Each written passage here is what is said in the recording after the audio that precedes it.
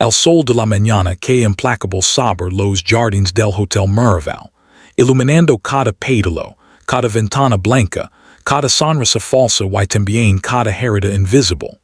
Nadie imaginaba que, en ese mismo instante, una humiliación pública estaba a punto de convertirse en una lección que marcaría muchas vidas para siempre. Aquel día, la novia reiría, pero no sería ella quien tendría la última palabra.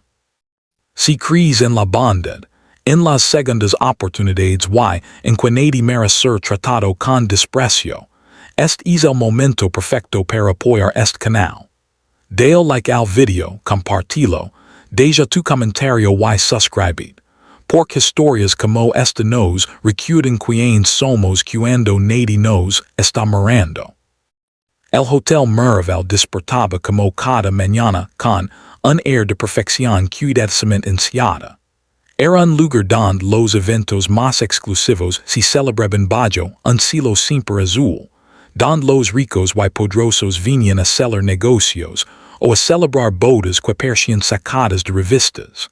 Ese día, desde muy temprano, todo giraba en torno a una boda lujosa, planada hasta el último detalle.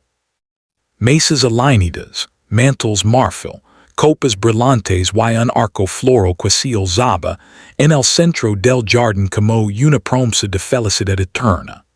Nadie prestaba atención a Valeria Montes, la joven florista que caminaba entre los arreglos con las manos temblorosas y el corazón encogido, intentando que nada saliera mal. Valeria había llegado al hotel antes del amanecer, como siempre. Vestía un sencillo vestido verde, levaba el cabello recogido y sostenía con cuidado un ramo de rosas rosadas que había preparado con una dedicación casi dolorosa. Para ella, cada flor tenía un significado, una historia, un susurro de esperanza. No trabajaba ali por lujo, sino por amor al oficio, por la necesidad de demostrar que, aunque su vida no fuera perfecta, podía crear belleza para otros. Lo que nadie sabía era que ese hotel no era solo su lugar de trabajo ocasional, sino el escenario silencioso de su propia historia familiar, una historia que había decidido mantener en las sombras. La novia, Camila Ríos, apareció poco después, rodada de damas de honor y con un vestido blanco que parecía más pesado por su actitud que por la tela. Su risa era alta, cortante, y sus gestos dejaban claro que estaba acostumbrada a ser el centro de todo. Caminaba revisando cada detalle como si buscara errores para reafirmar su superioridad. Cuando sus ojos se pasaron en Valeria, no vaya a una persona, vaya a un objeto más del servicio, alguien a quien podía corregir, usar o despreciar sin consecuencias. El momento de la humiliación llegó sin aviso. Camila se acercó al arco floral y, con una sonrisa irónica, tomó uno de los ramos que Valeria había colocado con tanto cuidado. Sus dedos se cerraron con brusquedad alrededor de los talos y, frente a todos, comenzó a criticar el trabajo, exagerando defectos inexistentes, alzando la voz para que cada invitado, cada empleado y cada proveedor escuchara. Valeria sintió como la sangre le abandonaba el rostro.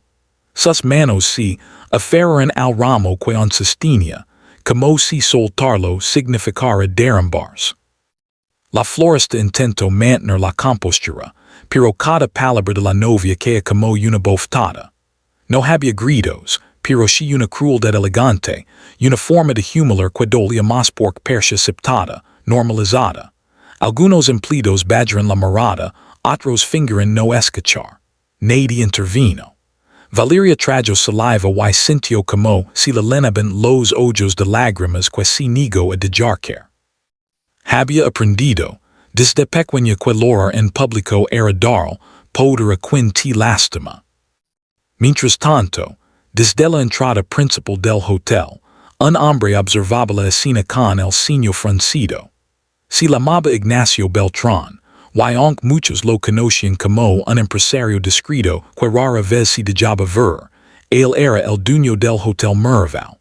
Aquella mañana había decidido pasar sin anuncios, algo poco habitual, movido por una inquietud que no sabía explicar. Lo que sí sabía era que la joven florista que estaba siendo humillada frente a todos no era solo una empleada más. Era su hija. Ignacio llevaba años manteniendo su relación con Valeria en silencio, no por vergüenza, sino por respeto a su decisión.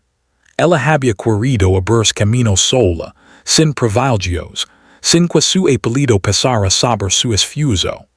Él había aceptado, aunque le doliera verla trabajar tan duro mientras otros vivían con excesos. Pero una cosa era permitir luchar por sus sueños, y otra muy distinta era quedarse de brazos cruzados mientras la pisoteaban. La humillación no terminó ahí. Camila dejó que el ramo al suelo y soltó una carcajada, haciendo un comentario despectivo sobre lo fácil que era reemplazar a alguien que no hacía bien su trabajo. Ese instante quedó suspendido en el aire, como una grieta invisible que lo cambiaría todo. Valeria se agachó lentamente para recoger las flores, sintiendo como algo dentro de ella se rompía y, al mismo tiempo, se fortalecía. No dijo nada. No se defendió, pero en su silencio había una dignidad que pocos superan ver. Ignacio dio un paso al frente, pero se detuvo. Observó a su hija y comprendió que ese era su momento, no el suyo. Decidió esperar. A veces, el verdadero poder está en saber cuando actuar y cuando dejar que la verdad se revele sola. El resto de la mañana transcurrió con una tensión palpable. Los invitados comenzaron a leer, ajenos al drama silencioso, que se había desarrollado bajo el sol.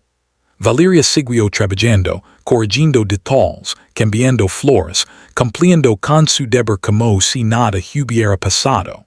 Cada paso era un esfuerzo, cada sonrisa forzada y una pequeña victoria contra la humillación. Algunos empleados empezaron a mirarla con otros ojos, con una mezcla de culpa y admiración. La ceremonia estaba a punto de comenzar cuando algo inesperado ocurrió.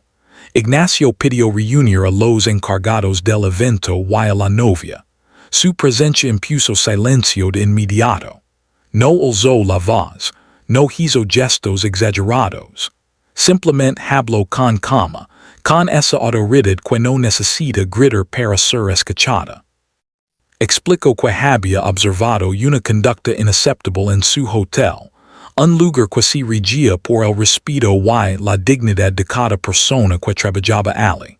Camila, confundida, intentó justificarse, minimizando lo ocurrido, sin saber que cada palabra la hundía más.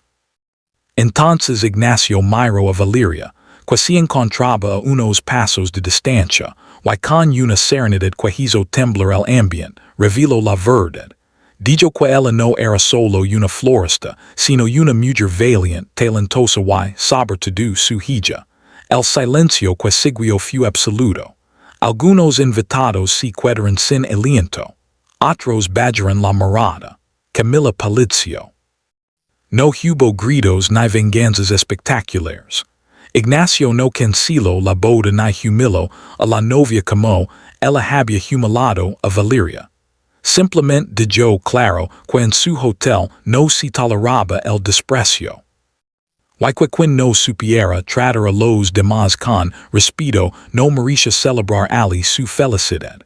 Camila, enfrentada a la realidad de sus actos, sintió por primera vez el peso de sus palabras. La risa que había usado como arma se convirtió en vergüenza. Valeria, con el corazón latiendo confusa, sintió una mezcla de emociones imposibles de describir. Orgullo, alivio, tristeza, gratitud.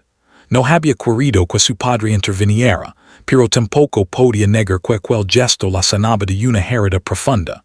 Ignacio no la abrazó ni hizo una escena emotiva. Solo le dedicó una mirada llena de amor y respeto, como diciendo sin palabras que siempre había estado allí. La boda continuó, pero yo no fui la misma. Algo había cambiado en el ambiente, como si la luz del día revelara verdades que antes se escondían tras la elegancia. Valeria terminó su trabajo y se marchó del hotel con la cabeza en alto, sintiendo que, por primera vez, no llevaba solo flores en las manos, sino una fusa nueva en el alma. Días después, la historia comenzó a circular entre empleados y clientes. No como un chisme, sino como una lección.